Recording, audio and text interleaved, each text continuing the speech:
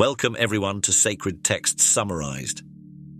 Today, I invite you on a journey through one of the most transformative frameworks in Buddhist teaching, the Eightfold Path. This profound guide has served as a practical roadmap for ethical living and spiritual growth for over 2 millennia. Our discussion will be both reflective and conversational, yet firmly rooted in Buddhist scholarship and philosophy. Whether you're familiar with these teachings or encountering them for the first time, I hope you'll find meaningful insights that apply to your everyday life. The Four Noble Truths and the Eightfold Path. Let's begin by setting the context of how the Eightfold Path arises in Buddhism. The Buddha's teachings hinge on what are known as the Four Noble Truths. The first truth is that life in its ordinary form contains suffering or dukkha. The second truth asserts that the origin of suffering is craving or attachment. The third truth reveals that the cessation of suffering, nirvana, is possible. The fourth truth presents the Eightfold Path as the practical means to end suffering. At first glance, the word suffering may sound rather grim, but the Buddha pointed this out not to paint life as miserable, but rather to identify a universal challenge. By diagnosing the problem, suffering, and identifying its root cause, attachment, he sets the stage for a genuine solution, the Eightfold Path. Importantly, the Eightfold Path is not a linear checklist. You don't strictly complete step 1 and move on to step 2. Instead, these 8 elements are interrelated, supporting one another in a holistic way. Think of them like the interconnected spokes of a wheel. Each spoke is essential to the wheel's integrity. When we practice these 8 elements, right view, right intention, right speech, right action, right livelihood, right effort, right mindfulness, and right concentration, we orient ourselves toward greater inner freedom, clarity, and compassion. Maybe you felt lost in chaos or yearned for a sense of balance when life became overwhelming. If so, know that this ancient roadmap can help orient your day-to-day decisions, big or small. Let's explore each element in detail, weaving in both historical context and practical exercises to help ground these teachings in your own life. Segment 1. Right view, Sama Dite. Our journey commences with right view, also called right understanding. It revolves around perceiving reality accurately, especially the truths of impermanence, suffering, and the principle of no fixed self. Imagine a flowing river. The water you see in one moment isn't the same water you'll see in the next. Everything is in constant motion and change, including our own bodies, emotions, and surroundings.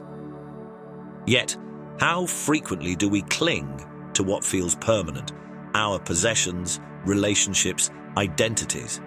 We want them all to stay just as they are, and when they inevitably change, that tension becomes suffering. Right view encourages us to accept that everything is transient and interconnected. Rather than fearing change, we can embrace it as a natural rhythm. This acceptance transforms our experience.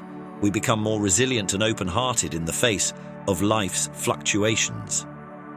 The 3 marks of existence: impermanence, anicca. All conditioned phenomena change constantly. Suffering, dukkha. Because we attempt to grasp what can't be held, dissatisfaction arises. Non-self, anatta. There's no unchanging, permanent essence we can pinpoint as I or mine. Collectively, these 3 marks shape a worldview that helps us navigate life with greater ease. For instance, if we deeply recognize that everything is in flux, we won't cling so desperately. When challenges come, like a conflict at work or tension in a relationship, we won't see them as permanent walls, but as states that can and will shift in time. Reflecting on impermanence. Take a moment to recall something significant that changed in your life recently. It might be a friendship that ended, a job you left, or a beloved pet that passed away. Notice any emotions arising. sadness, regret, relief, or gratitude. Then gently remind yourself, this too is part of the natural flow of life. By accepting impermanence at a heartfelt level, we soften our habitual resistance and open ourselves to new possibilities. Historically, when the Buddha taught right view, he challenged many existing spiritual norms. Instead of focusing on rituals or worshipping deities, he invited people to see for themselves how reality operates. This emphasis on direct insight, rather than blind faith, helped shape a tradition that remains deeply experiential. In modern life, right view might translate to a mindful approach to news, social media, and even daily conflicts. Instead of reacting impulsively, we pause to consider what conditions are causing this situation, and how might those conditions change. This pause can foster emotional agility, lessen anxiety, and broaden our compassionate understanding of others. Segment 2. Right intention. Samma Sankappa. With a clearer perspective, we turn to right intention, also known as right thought or right resolve. This facet focuses on our motivations, the mental engine that drives our actions. The Buddha identified 3 qualities that shape skillful intentions. Renunciation. Letting go of the craving and grasping that feeds suffering. Goodwill. Cultivating thoughts of metta, loving kindness, and empathy. Harmlessness. Avoiding ill will and hateful thoughts, aiming for compassion and forgiveness. Why are these important? Consider how a small shift in your mindset can change your entire day. If you wake up saying, "I'm going to make sure I get ahead, no matter who I hurt," your day will unfold in a very different manner than if you say, "I will be patient and compassionate toward the people around me." Our intentions set the stage for our experiences, molding how we interact with every situation that arises. Setting daily intentions. A powerful way to incorporate right intention is to begin each day by consciously setting a positive focus. For example, today, I will speak with kindness to my family. I will observe my impatience and let it go before reacting. I will find small opportunities to be of service to others. Although these may seem like modest declarations, their cumulative effect can be huge. When repeated consistently, they become part of your default mental state. This practice is like watering seeds of compassion and wisdom in the garden of your mind. Over time, they flourish, transforming negative thought patterns. We all face moments of anger, jealousy, or self-centeredness. Right intention doesn't demand that we never feel these emotions. Rather, it calls us to recognize them without feeding their momentum.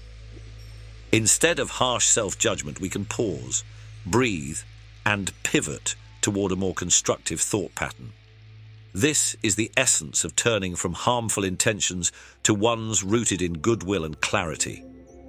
From a historical lens, right intention taught practitioners in ancient India to shift from rigid asceticism or purely ritualistic behaviors toward a more genuine ethical stance.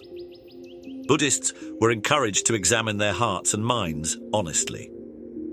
That same honest introspection applies today. Why am I doing what I'm doing? And how might I align my underlying motives with kindness and generosity? Segment 3. Right speech, samavaka. Next, we arrive at right speech, an element that feels especially relevant in our hyper-connected digital age. Spoken words have immense power. They can heal, encourage, and unite, or they can alienate, wound, and destroy. The Buddha's criteria for right speech.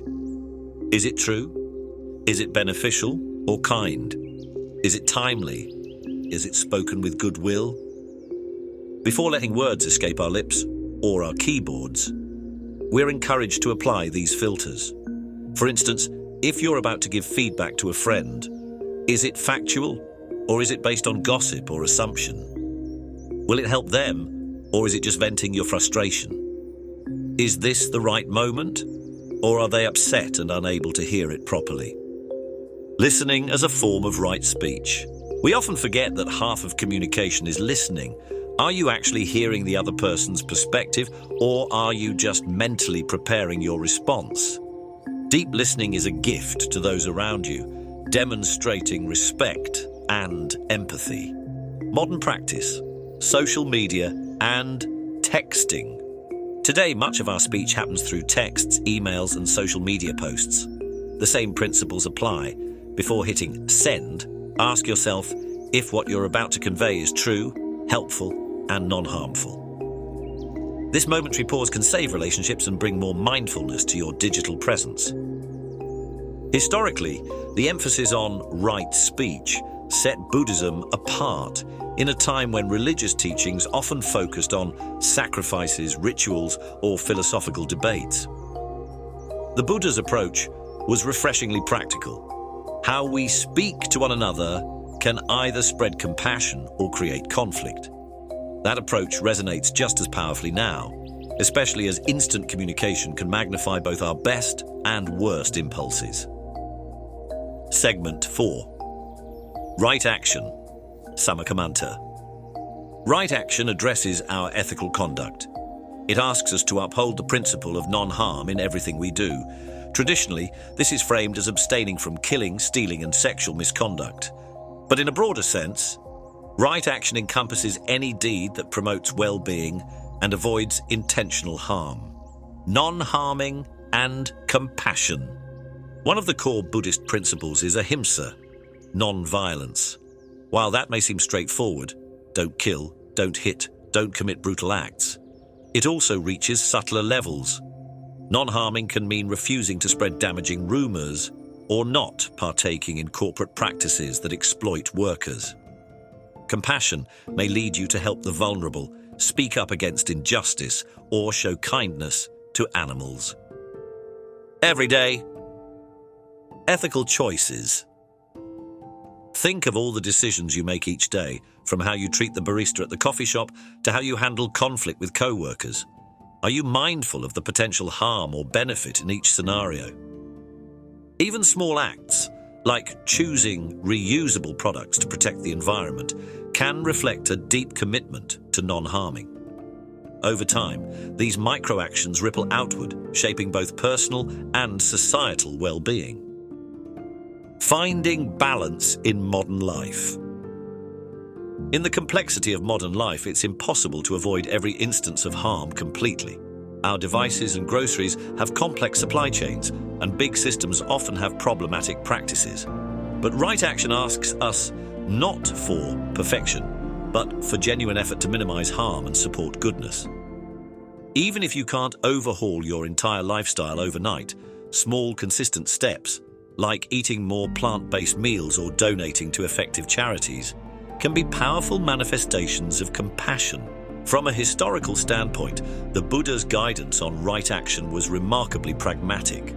He recognized that people have families, jobs, and societal obligations, so he offered a code that's neither about rigid purity nor complacency, but rather mindful navigation of real-world challenges. That same spirit carries forward to the modern day. No matter your context, reflect on how your actions can create less suffering and more kindness for yourself and others. Segment 5. Right livelihood. Sama Ajiva.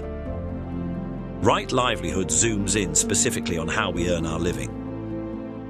The Buddha clearly discouraged professions involving harm, such as trading weapons, dealing in living beings, like the slave trade or abusive animal industries, or engaging in deceitful practices. In our age, the distinctions aren't always black and white, yet the principle remains. Does your work cause harm or suffering, or does it help society?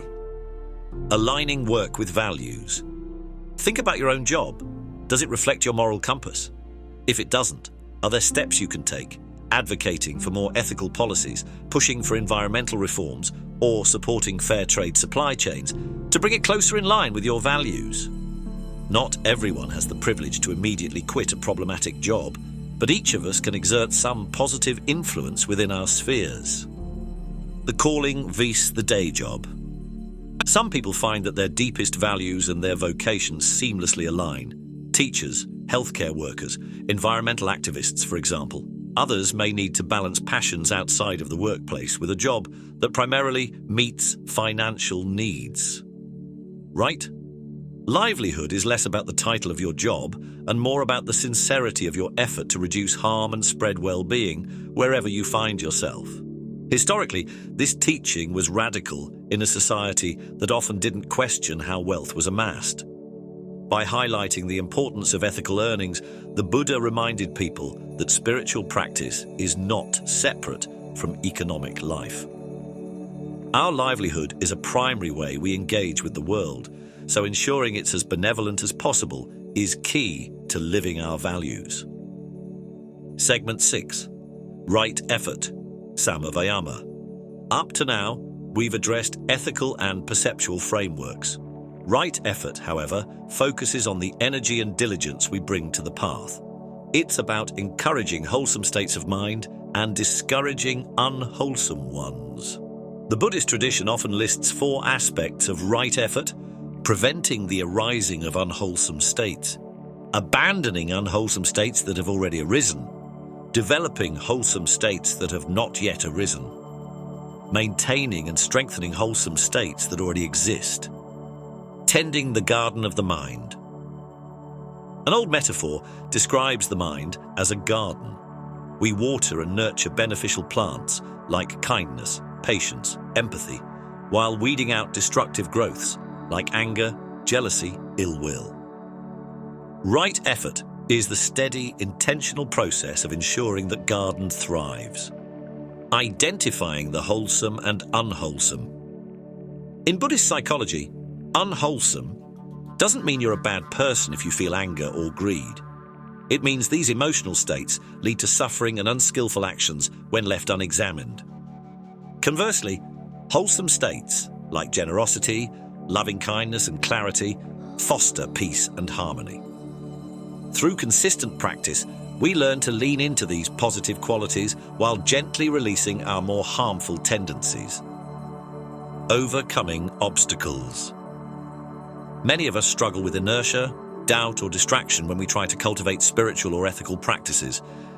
Perhaps you've set a resolution to meditate daily only to find yourself too tired or uninspired after a long day's work. Right effort invites us to remain gentle but persistent, like a parent guiding a child. We acknowledge the difficulty and then remind ourselves why this practice matters. Historically, the Buddha recognized that mental transformation takes time. In teachings across the Pali Canon, he encouraged gradual improvement rather than sudden miraculous change. This approach is refreshing in a world that often demands immediate results. True growth, the Buddha taught, is cumulative. Each moment of diligent practice builds upon the previous one, eventually reshaping how we experience the world. Segment 7. Right mindfulness. Samasati. Perhaps the most widely recognized of all Buddhist principles in modern culture is mindfulness. From corporate training sessions to smartphone apps, mindfulness has become a buzzword, but in the context of the Eightfold Path, it has profound depth. Right mindfulness is about awareness, paying close attention to the present moment with openness and acceptance. The 4 foundations of mindfulness. In the Satipatthana Sutta, the Buddha delineates 4 areas to place mindful attention: body, sensations, posture, breathing, and the recognition that the body itself is impermanent. Feelings, observing pleasant, unpleasant, or neutral feelings as they arise and pass. Mind, noticing thoughts and emotions, including their transient nature. Dhammas, phenomena or mental qualities. Investigating specific mental states, teachings, and patterns, like the 4 Noble Truths or the 5 Hindrances, in real-time experience. By systematically training in mindfulness, we become adept at seeing our inner life unfold without reflexively getting swept away. We notice anger as it begins, before it explodes. We catch craving in its infancy before it leads us to unwise actions. Mindfulness in everyday life. Formal meditation is crucial for deepening mindfulness, but we can also practice in daily routines while driving, eating, or washing dishes. Any mundane moment can become an opportunity to check in with yourself. What am I feeling? Where is my mind right now? This ongoing practice cultivates a steadier, more compassionate presence in everything we do. Emotional intelligence and self-compassion. As you grow more mindful, you also become more attuned to others' emotions. Recognizing your own anger or sadness equips you to empathize when you see those same emotions in someone else. Moreover, mindfulness fosters self-compassion because when you see your thoughts and feelings without harsh judgment, you begin treating yourself with the same kindness you'd offer a dear friend. Historically, mindfulness was integral to the Buddha's method of direct observation. Instead of relying on speculation or metaphysics, he emphasized looking closely at your own experience. Today, this approach complements modern psychology's focus on self-awareness and emotional regulation.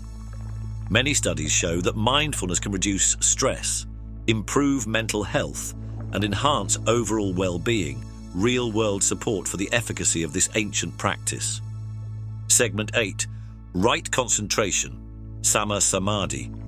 Finally, we come to right concentration, which focuses on developing a stable and focused mind through meditation. In many Buddhist texts, this is associated with the deeper meditative absorptions known as the jhanas. These states are characterized by profound stillness, one-pointedness, and varying degrees of blissful or peaceful awareness. Developing focus. Concentration training can start quite simply. Choose an object, like your breath, and gently keep your attention there. When the mind wanders, which it inevitably will, bring it back patiently, without scolding yourself. Over time, your capacity to remain steady grows, and you may experience extended periods of calm and clarity. The 5 hindrances. As you cultivate concentration, you'll likely meet the 5 hindrances. Sensual desire. Craving pleasant experiences. Ill will, anger, resentment, or hostility. Sloth and torpor, drowsiness and lack of energy. Restlessness and worry, an anxious, unsettled mind. Doubt, uncertainty in oneself or the practice. Learning to recognize these hindrances is part of the process. With mindful awareness and the willingness to let them pass, the mind gradually becomes more collected and serene. Everyday relevance. Even if you don't reach meditative absorption states daily, any increase in concentration can transform how you tackle tasks. You might find that you can remain focused on a work project without succumbing to every distraction, or you can stay truly present while listening to a loved one. Over time, this ability to focus yields deeper insights, helping you see life's moments more vividly and respond more skillfully. In ancient times, the Buddha described the jhanas as powerful means to insight. While these states are sometimes portrayed in almost mystical terms, they are also quite practical, offering evidence of the mind's capacity for immense calm and clarity. For the modern practitioner, even a taste of improved concentration through consistent meditation or any absorbing activity can be life-changing. Interweaving the path. A holistic approach. Remember each of these 8 elements: right view, right intention, right speech, right action, right livelihood, right effort, right mindfulness, and right concentration fits together like a puzzle. Practiced as a whole, they enrich and reinforce one another. Perhaps your day begins with a short meditation, right concentration, and a guiding affirmation to approach conflicts kindly, right intention. You head to work, speaking with colleagues patiently and honestly, right speech. You remain mindful of your actions, right action, and consider the ethical implications of your work responsibilities, right livelihood. During lunch, you notice your mind drifting into negative thoughts and apply right effort to gently pivot to gratitude. You also remember that all situations are impermanent, right view, which helps you keep stress in perspective. In each interaction, you keep returning to present moment awareness, right mindfulness. Little by little, your entire life becomes an embodiment of the Eightfold Path. Extended reflections for each step. And to deepen your understanding, here are prompts you can use for self-inquiry. Right view. Which situations in my life have I been resisting, hoping they won't change? How might acceptance of impermanence alleviate my stress? Recognizing the impermanent nature of all things helps loosen the grip of fear and attachment. Right intention. Am I acting from greed or goodwill? Where can I interject a kinder motivation into my daily routine? Our intentions shape our actions, guiding us toward empathy instead of selfishness. Right speech. When I communicate, do I listen fully or focus more on what I want to say next? How can I refine the kindness and truthfulness of my words? Skillful speech builds trust, empathy, and unity in personal and social relationships. Right action. What small choices today can I make to reduce harm? Could I volunteer, practice random acts of kindness, or be more conscious of my consumption? Ethical living in small, consistent ways leads to a ripple effect of benevolence and peace. Right livelihood. Is my work harming or helping? How might I steer my career choices even slightly toward compassion and equity? Since work occupies a significant chunk of life, ensuring it's as ethical as possible is key to overall well-being and integrity. Right effort. Which of my habits bring me suffering? Which mental qualities uplift me? How can I cultivate more of the latter and diminish the former? Mindful effort is the fuel that sustains positive change over time. Right mindfulness. Am I truly present in my daily tasks, or am I lost in rumination and worry? Can I insert moments of mindful breathing throughout the day? Mindfulness roots us in the here and now, preventing us from becoming lost in regrets of the past or anxieties for the future. Right concentration. Could I dedicate at least 5 to 10 minutes daily to a focus practice like watching my breath? What impact does it have on my overall focus? Concentration stabilizes the mind, paving the way for deeper insight and more skillful action. In the Buddha's era, spiritual practice was often equated with elaborate rituals or extreme asceticism. The Eightfold Path represented a middle way that transcended both hedonistic indulgence and self-mortifying austerity. This sensible approach was and still is appealing to many because it's eminently practical.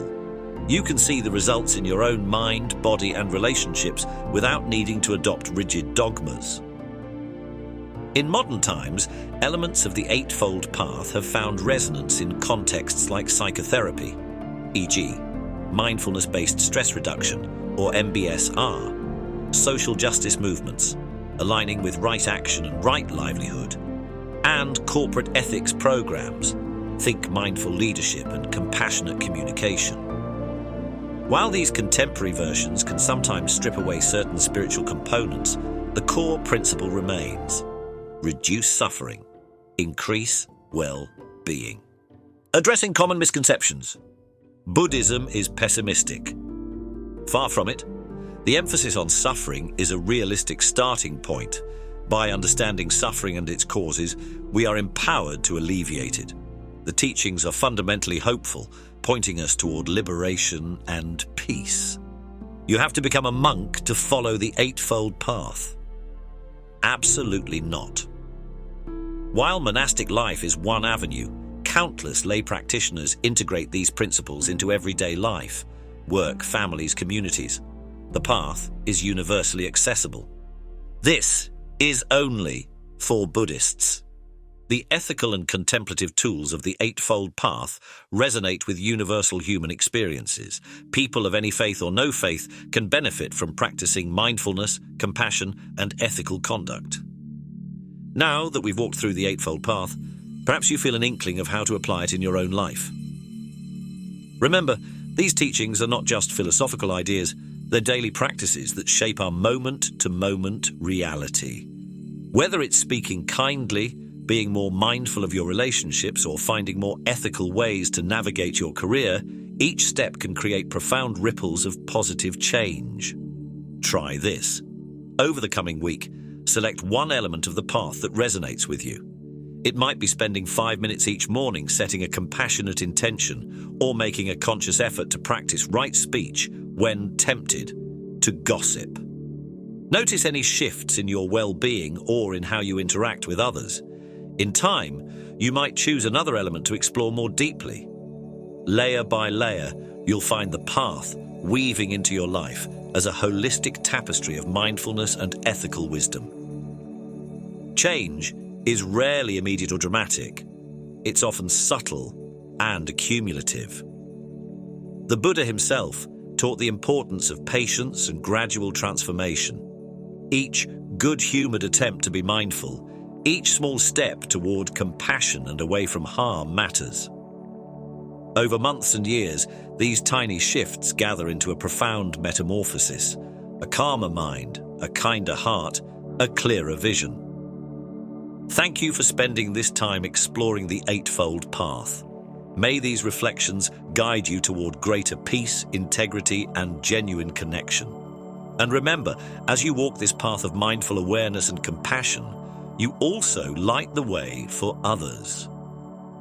In that sense, your personal practice becomes a gift to the wider world, rippling out in ways you might never fully see but can certainly trust to do good.